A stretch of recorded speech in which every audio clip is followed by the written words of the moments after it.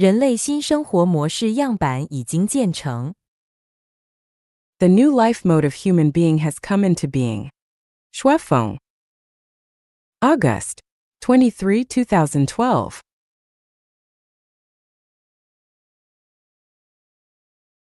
The ideal life mode once dreamed of by many saints, as what the ancient Greek philosopher Plato wrote in his dialogue The Republic, the one world Confucius was after, and the communist society Karl Marx pursued, has been practiced and realized now on earth. This new life mode is beyond what Plato, Confucius, and Karl Marx and other saints had imagined and described. It was born in a completely new way, and this brand new life mode is just the idyllic the second home founded by Life-Chanuan. The life mode of the second home is totally different from the traditional life mode we are familiar with. Many saints' dream has completely come true. People live in a worry-free environment where troubles, bitterness, anxiety, desperation, and fear are reduced to the minimum, and so are conflict, fight, and crimes. An all-around harmonious and sustainable coexistence between man and nature, man and society, man and man is realized. Our 3.5 years' practice and experiences have fully proved that this new life mode is more than just successful. It will be developing continuously and healthily, and have an extremely bright future.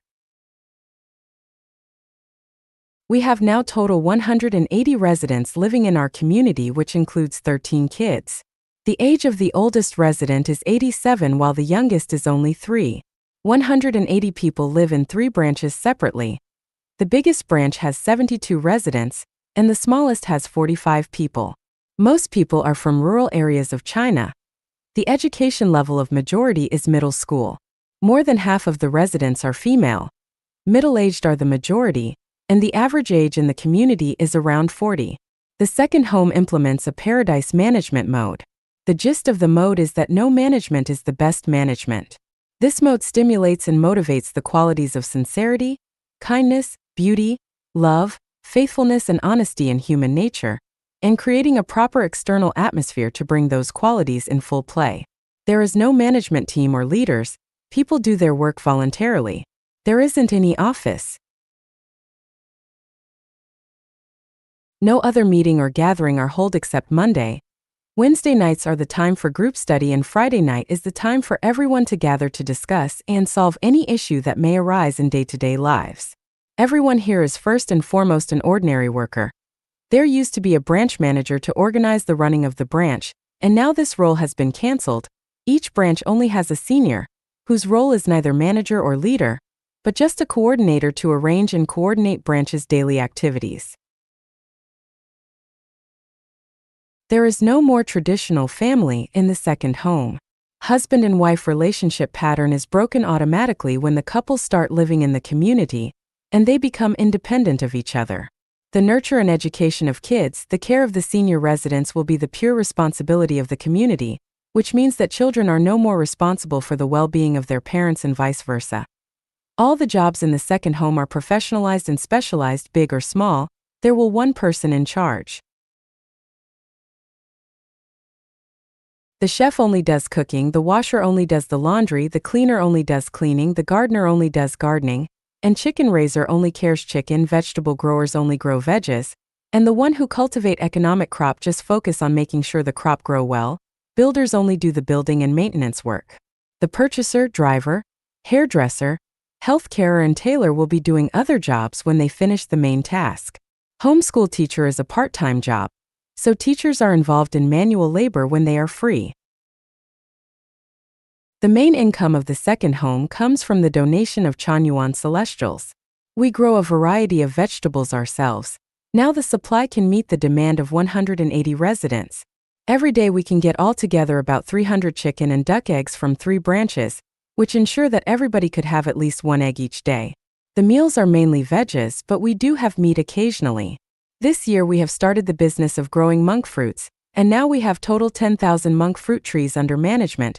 If everything goes well, a yearly 1,000 RMB net profit can be expected. The officers from Public Security Department of Yunnan Province, China, where the community is located, once said after visiting our community, "What you have done is too ideal, and we doubt how you people can keep and develop this life mode." But I'm very sure that the economic development of the second home will not have any problem, and we can definitely become self-sufficient and eventually live in abundance. The reality will prove it after 3 years.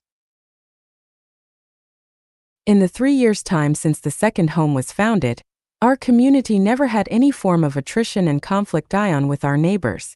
Actually, we keep a very friendly relationship with the neighbors. Internally, the community residents never had any quarrel, argument, abuse or fight, and everyone get well along with other people. Also, violations of the law and crimes are not seen here at all. Gambling, drug taking, prostitution and stealing have totally disappeared. The environment of 3 branches has become very idyllic. All branches are surrounded by green mountains and clean streams. Luxuriant plants and trees are everywhere. We have a variety of fruit trees, especially pear, bayberry, peach and chestnut trees, which produce fruits more than our residents could consume. Over 70 different kinds of flowers are blossoming in all seasons. Our home is clean and tidy everywhere. Especially the kitchen, dining room and public toilets, you can hardly see any stain. The crisscross brick or cement walkways in the orchards extend in all directions. In our 4th branch, brooks babbling can be heard everywhere, and the Crystal Mountain Spring flows through the front of everyone's bedroom and the vegetable garden. Rooms of all branches are managed according to hotel standard. All rooms are equipped with a wooden bed, a desk, a chair and a wardrobe. Each of the bedrooms later built by ourselves has a spacious bathroom and a closet. All rooms have 2 windows which allow enough sunlight and fresh air to come in. We also built an entertainment hall which can hold 300 people, and a 5-star level dining hall which can seat 150 people. Except that a few kids are still live together in one big room. Other people all have a separate bedroom. The ideal of no one pockets anything found on the road, doors are not bolted at night has been completely realized in the second home. There never be any stealing case in 3 years. Nobody ever lost anything and people can keep their door open at daytime and leave the door unlocked at night. Breaking into other people's bedroom without permission at night is rarely heard. The meal standard in our community is above worldwide average. The main course is usually rice, steamed bread, steamed stuffed bun, twisted roll, noodle, Chinese dumpling and spring onion pancake. The vegetables include cabbage, Chinese cabbage, carrot, eggplant, cucumber, capsicum, tomato, potato, cauliflower, chives, celery, string beans and melons. The meal is usually served in buffet style. Everybody can take what they need, and the food supply is always enough to feed all. All residents own nothing but have everything. All properties belong to everyone. Individual no more own any property or money. No one is treated specially. All people go to the dining room for food. The storeroom is open for everyone to take what they need for daily life. There is no distribution and supervision. Clothing can be purchased on demand. The basic policy is as long as the goods is not luxurious and wasteful, it will be definitely purchased to meet the need of requester. Currency is no more useful inside the community, and money transaction also disappeared between people. The second home basically does not have any celebration activity except the Mid-Autumn Festival and Chinese New Year. We don't celebrate birthday too. Gifting between people is not allowed. The second home try to prevent any religious ceremony and political activity. We don't have church, temple, mosque, preaching hall, meditation room and office. We don't have any form of worshipping, for example, burning incense and bowing to an idol. Therefore, we don't hang up the image of any saint, master and Buddha. Everything comes from nature and should be returned to nature, so artificial stuff is unwanted in our home. Moreover, everyone is independent of others and no one should impose his will upon other people.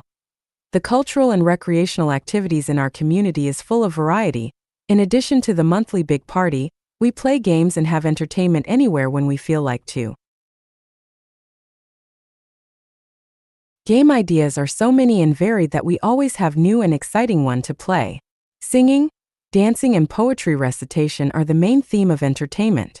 All residents can participate in these activities, so that their talents and skills can be displayed and developed. Our home is short of musical talents now, but we prepare to buy some instruments so that we can enjoy the beautiful music of flute, piano, Chinese pipa and trumpet all round our home in future. We don't have a reading room and only have small volume of books right now, so we plan to set up a library in each branch, and most books will be related to philosophy and natural science. The second home has a homeschool for 13 kids study purpose, and their level is now at 4th, 5th and 6th grade of primary school. We have classroom, study desk, blackboard and a big playground. The educational materials are the same as what people use in public schools, which meet the requirement of the Chinese Department of Education. The teachers are chosen from residents who are either used to be a professional teacher or have completed tertiary education. In addition to the basic subjects, we also added the subjects of how to behave as a competent and useful man, and the relationship between human being and the greatest creator, God. Kids are also required to do some manual labor according to each one's ability.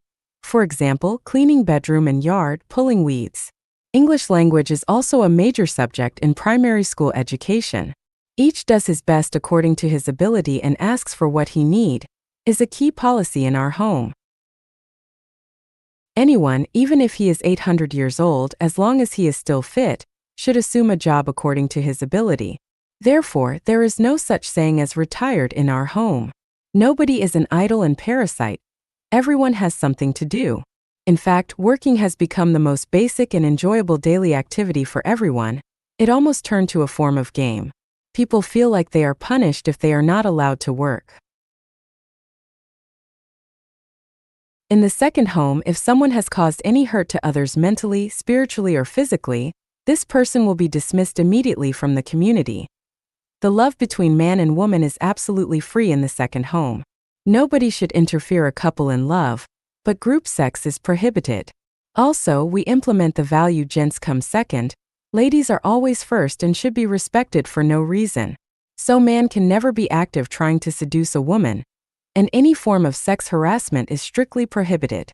Breaking into a woman's room without her permission is not permitted. Moreover, in our home, there is no marriage. One would be relocated to a different branch every 3 years. Therefore, permanent relationship between man and woman is almost impossible.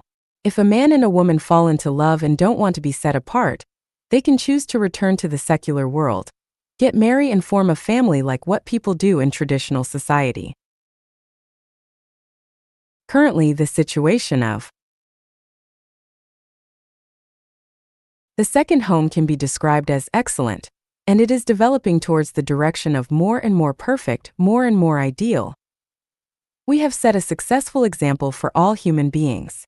If everyone on this earth lives according to this new life mode, undoubtedly this world will become a heaven and Eden. The earth will no longer have wars, conflicts, crimes, famine and crisis, but enter into a new peaceful era. Man and man, man and society, man and natural will coexist very harmoniously. Every single person of human beings, no matter which country, ethnic group, religious and political party you come from, no matter you are rich or poor, no matter you are big or small, please note that the second home will not develop to any kind of political party which might cause trouble and harm to you. I believe that if you are interested in this new life mode, if you come live in our community, you won't lose anything. On the contrary, you will surely get more than you can imagine. I sincerely hope that you will pay close attention to us, and we warmly welcome journalists or visiting groups to come to our home to experience this exciting lifestyle. Note: Chanyuan Celestials are those people who like the above lifestyle and are willing to give up all their possession in secular world and dedicate their life to initiating a heavenly-like brand new era. They are the ones who are brave enough to pursue the highest state of life, which is a journey on the earth full of fun, happiness, freedom, and joy.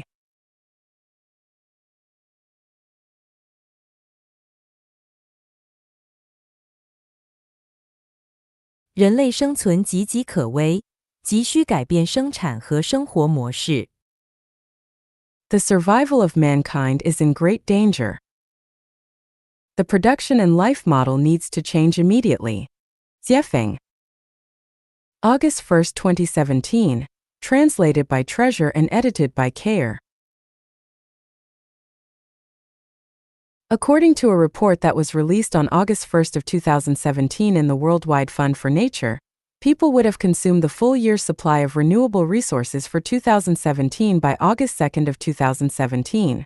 The report pointed out that, by August 2nd of this year, we will have used more natural resources than the Earth can replace during the entire year. This means that during the first 7 months, our carbon emissions have been more than all the oceans and forests will recycle for the full year, and that we will have caught more fish, cut down more trees, harvested more food, and used more water than the Earth will replace during the year, so that during the following 5 months, we will be borrowing or overdrawing the benefits that were to have been for future years and offsprings. In April of 2009, I warned everyone that the so-called end of the world in 2012 would not happen, and that rather than doomsday coming suddenly, it will happen gradually to and fro, with more and more serious natural climatic changes. Alas, little changes happen gradually, but great changes take place instantly, and natural climate changes over the past 8 years have fully demonstrated my predictions.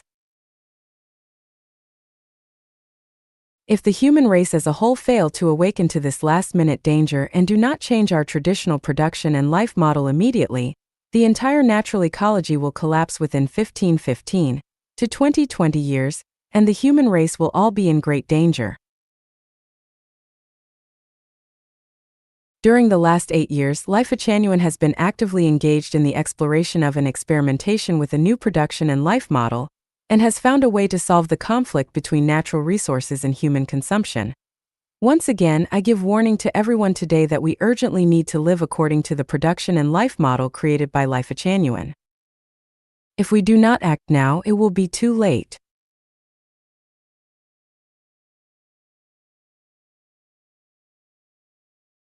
只有共产主义才能救人类。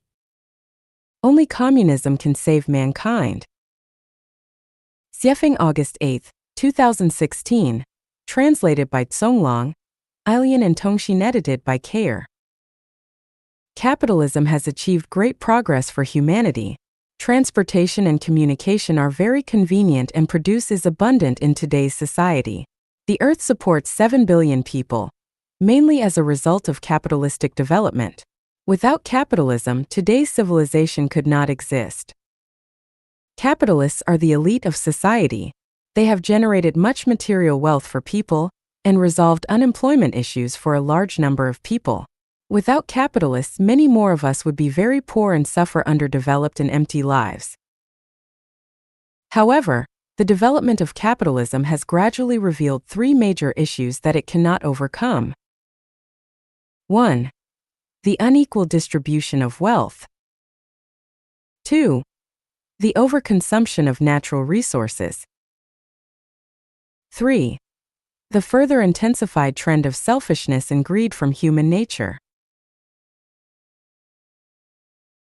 As reported by CNS New York on January 20, 2015, the top 1% of the wealthiest people in the world possess 48% of the world's wealth, the following 19% possess 46%, and the bottom 80% only possess 5.5%. The unequal distribution of wealth will result in a series of social problems such as 1. A desire to be wealthy quickly and its resulting illegal activities. 2. Hostility against the wealthy. 3. Production of counterfeit goods. 4. Seizing of resources. 5. Illicit drug production and trafficking. 6. Jealousy and struggling. 7. Stealing, cheating, blackmailing, exploiting, gambling, speculating, and corrupting because of feeling psychologically unbalanced. 8. Violence. All these problems cannot be resolved through capitalistic production relations. The second issue caused by the development of capitalism is the unreasonable and huge consumption of natural resources. Professor Mohan Munisingh, the vice chair of the U.N. Intergovernmental Panel on Climate Change and a board member of Green Cross International, said that by 2012, we had overdrawn 50% of the sustainable natural resources of the Earth, and he predicted that if we continue pursuing our current lifestyles, we would need those of 2 planets to meet the demand of the total population by 2030. Not only is the excessive consumption of natural resources unable to support a sustainable future, but it will also lead to a series of natural disasters. The deterioration of the natural environment in recent years is very evident. Global warming, drought and drying riverbeds, floods, hurricanes, thawing permafrost and the disappearing Arctic ice cap as ancient glaciers melt and result in a rise of sea level, destruction of biodiversity, and polluted rivers, sea and soil, to name just a few. Even more severe are the natural disasters which are aggravating, not by a small percentage, but rather at a geometric rate. Due to this climate change, it is possible that within the next 15 years, many places on Earth will become uninhabitable. The number of refugees caused by natural disasters could reach hundreds of millions, which could lead to social upheavals. And if that happens, the United Nations and the existing governments will be impotent. The nature and development of capitalism are based on selfishness and greed. The ultimate purpose of the efforts of almost everyone is to get more resources and wealth for themselves. In order to meet their growing and changing desires, people are working hard day and night in order to acquire more wealth and resources, which in turn aggravates the selfish consciousness and actions. Excessive development and consumption driven by endless desires of human beings are the core drivers that lead to pollution, global warming, destruction of biodiversity, and other natural disasters. Stephen Hawking once predicted that selfishness will lead to the destruction of the human race within 200 years. Except for the three big conditions of inequitable distribution of wealth, uncontrolled consumption of natural resources, and selfishness and greed, others such as financial turmoil, massive global military spending, fast population growth, huge numbers of civil servants in each country, and large amounts of waste, are problems that cannot be overcome within our current system. Stephen Hawking predicted that the end could come within 200 years. It is becoming clear, however, that if these issues are not resolved soon and if things continue to deteriorate, it could very likely happen within less than 100 years. The U.S. is the most developed capitalist country in the world, and its consumption of natural resources is so large that, according to Singapore's newspaper Zaobao, if everyone in the world consumed what the average American does, we would need 5 Earths to meet their demand. In addition, according to a report in the American Aerospace Daily of April 11, 2016, data from the Stockholm International Peace Research Institute (SIPRI) showed that global defense spending in 2015 totaled about $1.7 trillion, and the top spender, the U.S., reached $596 billion. Given the reality of the U.S.'s consumption of natural resources and its military spending, natural resources will surely become depleted eventually as a result of the development of capitalism. A country whose population accounts for less than 4% of the world's total is consuming 25% of the Earth's resources. If every country were to do as the U.S. does, humanity would surely face a dead end. Population expansion is a major world problem. According to statistics from the United Nations Population Fund (UNFPA), the world population is increasing at a rate of 80 million people per year. A recent report from the UN forecasts that the world population will increase from 7.3 billion in 2015 to 8.1 billion by 2023, and to 9.6 billion by 2050. With these increases of population and with the rise of people's consumption levels, the demand for natural resources will also increase. For example, to meet the demands of 73 million people for food, clothing, accommodations and transportation, etc., a huge amount of natural resources must be consumed. The resources of our Earth are limited. However, the increase of population is unlimited. We have limited water and land resources, so how are we going to handle this challenge? If we do not have a feasible plan to control the population growth or change our lifestyles and production modes, one day the resources will become exhausted and humanity's doom will not be much farther away, no matter how many UN meetings are held or what efforts the governments of each country take. We are facing a huge crisis. The best way to overcome this is to gradually move toward a communist lifestyle. In other words, only communism can save the world. Communism is not just a new lifestyle and a new production system, it is a noble faith. It is the essence of the thoughts of many saints and sages ever since the ancient Greek philosopher Plato wrote of an ideal lifestyle that is desired by ordinary citizens. Communism represents universal values. Social issues such as racial discrimination, religious disputes, state rivalries, national extremes, distribution inequity, selfishness and greed, resource waste, territorial disputes, population growth, huge military spending, government overstaffing and corruption, and high volumes of waste can all be resolved and eliminated through communism. In addition, communism can purify our souls and sublimate our characters, and it will not only make materially abundant lives possible, but the state of global happiness will be elevated as well. The communism I discuss here is very different from the communism described by Karl Marx, Vladimir Lenin, and Mao Zedong. The way it realizes the communist production relationship has essential differences from the ways carried out by Lenin and Mao. Please do not jump to the conclusion that the communism I mentioned is like your previous experience and perception of the term. To differentiate between our communism and that described by Marx, Lenin, and Mao, we temporarily name ours Xiefeng-style communism. Xiefeng-style communism has been running for over 7 years, and it has proven through practice that Xiefeng-style communism can be fully realized under current conditions. Xiefeng-style communism can resolve the crises of unequal distribution of wealth, intemperate consumption of natural resources, population expansions, financial storms, huge military expenditures, overstaffed civil offices, and disposal problems. Moreover, Xiefeng-style communism will bring an unprecedented bright life to the human condition. Xiefeng-style communism has realized the following after 7 years' practice. 1. From each according to his ability and to each according to his needs. Everyone has something to do and a place in which to live, and people never need to worry about making a living. Everyone does their best according to their talents and abilities. 2. No one pockets anything found on the road and doors are unbolted at night. There is no stealing, cheating, robbing, or concealing of goods. 3. There is no marriage and no family. Also, there is no currency within the community. 4. Love is free, but there is no sexual promiscuity or venereal disease.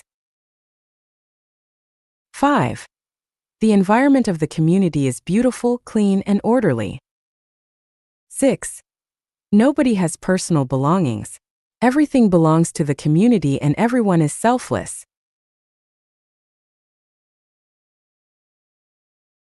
7. Illness is reduced to the minimum and the average expenditure on medical care is less than UN200 RMB per person per year. If we lived this lifestyle, aging would slow down and the average lifespan would exceed 80 years. However, our ideal is for everyone to live up to 120 years and to die peacefully and without illness. 8. The young will get a proper education and the old will be well taken care of. Rearing and educating children will no longer be their parents' responsibility. There will be no widows or empty nest elderly. Also, there would be no undisciplined or neglected children. 9. People live in harmony with others, with society, and with nature. Over the last 7 years, Xiefeng-style communism has never had any conflicts with neighbors or with the outside world. We have never hurt little animals such as birds, snakes, or fish. We have planted many trees and flowers which not only beautified the environment, but also brought vigor and vitality to our community. 10. Over the last 7 years, no crime has taken place within our community, and fighting is extremely rare. 11. We use no chemical fertilizers or pesticides in our fields. Human and animal wastes are well composted into fertilizer. Also, we separate rubbish from waste and purify the sewage. Zero pollution has been nearly accomplished. 12. We have no administrators, no leaders, and no offices within the community. Also, there is no command or force, and everyone consciously and generously infuses himself into his work because every member is also a laborer. 13. We have no religious rituals or activities and there are no spells or idolatry. 14. In all affairs, whether big or small, the responsibilities are well divided. Traditional heavy housework has been eliminated. 15. We only celebrate festivals of nature such as Chinese Spring Festival, Qingming Festival, Dragon Boat Festival, and Mid-Autumn Festival. Apart from natural festivals, we celebrate no other festivals, and we do not celebrate individual birthdays. 16. We keep communications open with the outside world. Everyone communicates with the outside world by telephone, email, and WeChat Messenger. Strict screening is required before anyone may enter our community, but anyone can leave the community freely. 17. We are self-sufficient. We are not supported from the outside world, nor do we need to be. We do not take capitalists' wealth. 18. Every member relocates to a new facility every 3 years to avoid aesthetic fatigue, forming cliques, or being trapped into relationships. 19. All the resources are highly shared and utilized. For example, 150 people within our community share 5 cars. However, under capitalism, 4 people typically share a car. In this case, 150 people save 32 cars. We can enjoy very good lives with only 1/4 of the resources needed in a capitalist system. 20. There are no rules and no discipline with punishment. We comply only with the natural and civilization Tao. 21. A strong credit system has been established. Those who are dishonest will fail, as in the parable of the long spoons. 22. Birth control is well carried out. No children have been born in our community during the last 7 years. One reason for this is to comply with national laws and regulations, and another is to lighten the burden of the nearly fully loaded planet. 23. The funeral system of Xiafeng-style communism is such that no matter who passes on, only simple farewell ceremonies are held. Their bodies are committed to fire and their ashes are sprinkled to nature. We have no graves, mausoleums, or urns, ash boxes. 24. If measured by GPI, Genuine Progress Indicator, HDI, Human Development Index, and NHI, National Happiness Index, it goes without saying that the Xiafeng-style communist community is at the forefront. If the whole world can do the above, all humanity's crises would disappear quickly. Here, I want to say to all the capitalists that Xiafeng-style communism would not take your wealth away. To the contrary, it would bring you safety and stability. It would provide you with soulfulness and spiritual abundance. We human beings not only need financial well-being, but also soulful and spiritual well-being. Xiafeng-style communism helps people to achieve their highest levels of self-transcendence, as stated in Abraham Maslow's demand theory. You would lead very good lives. If you do not carry out communism, there will be no escape from the poor, because when a huge crisis comes, your armies and police will not be able to protect you. The wealth you possess will not save you.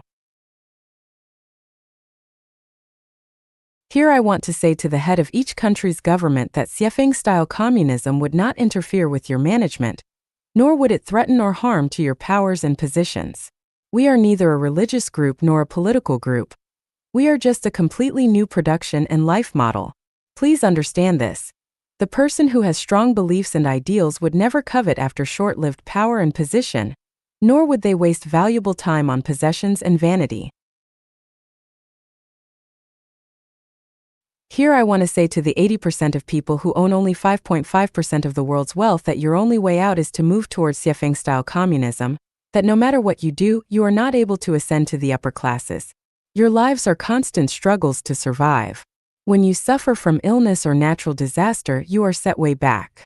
For even those of you who own hundreds of thousands or millions of dollars, that is only a drop in the bucket. If there is no food for a month, you would know hunger. Therefore, you should long for communism and devote yourselves to communism. Only communism can save you. Taking stopgap measures cannot solve humanity's problems. The only way out is for the whole world to transit to Xiafeng-style communism. How does capitalism transfer to Xiafeng-style communism? 1. With keen eyesight and an open mind and heart, observe, investigate, visit, learn and study the successful practical experience of Sieffing-style communism in our community. 2. The transition should be supported by the United Nations and executed by the respective government of each country, with specific plans and steps. 3. Do not practice this as a worldwide movement but experiment in small regions at first. Each country should start with from 1 to 3 experimental regions. If they are successful, then they should spread it gradually. If not, then can give it up. In this way, such practices would not inhibit the normal operation of the current system, and it would also be good for exploring the methods and ways of eliminating the current crises which face humanity. 4. Throughout the whole practice, Sieffing-style communism will not deprive capitalists of their property and capitalists can continue their commercial activities by following market law. Once half the people on earth enter this communist lifestyle, and when the capitalists see that communist life is more ideal than their current lives, they will embrace it and become willingly involved with the exploration and practice of Sieffing-style communism. Not putting requirements on anybody at any time is the core principle of Sieffing-style communism. 5. People who are involved in the production and life of Sieffing-style communism must first have a soul guard and purification. Capitalism is created and realized by stimulating people's selfishness, greed, wisdom and skill to realize individual value through attaining resources, wealth, status, rights, and fame. However, Sieffing-style communism is created by positively inspiring the qualities of sincerity, kindness, beauty, love, faith and honesty deep within people's hearts, to climb to the highest realm of temporary life and eternal life. Without purifying one's soul garden, the laziness, selfishness, and greed of people cannot be overcome, and such people are not suitable for a communist lifestyle. After 7 years' practice, Sieffing-style communism is still not perfect. We are still exploring it as walking a tightrope or walking on thin ice, which means that we need wise and judicious people from all over the world to point our mistakes out, to offer advice, and to practice it together. We need understanding as well as involvement and support from governments much more. The future is bright but the road is tortuous. No matter how tough the path and how much difficulty we encounter, we need to make every effort to succeed. Only by making strong effort can we have hope, but once we give up making this effort, the future will definitely be bleak.